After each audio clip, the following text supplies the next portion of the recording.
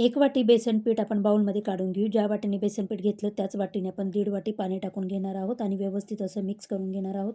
बेसन पिठाची एकही गुठळी राहता कामा नये. आता मिक्सरचं भांडं घेऊन त्यात हिरवी मिरची, आलं, लसूण, जिरं टाकून मिक्सरला पाणी न घालता आपण बारीक असं वाटण तयार करून घेणार आहोत.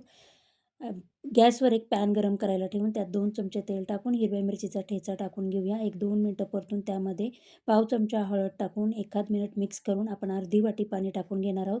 1 वाटी बेसन पिठासाठी आपण 2 वाटी पाणी वापरलेलं आहे. त्यातलं 1.5 वाटी पाणी आपण बेसन पिठात टाकलं आणि अर्धी वाटी आपण पॅनमध्ये टाकून घेतलेलं आहे.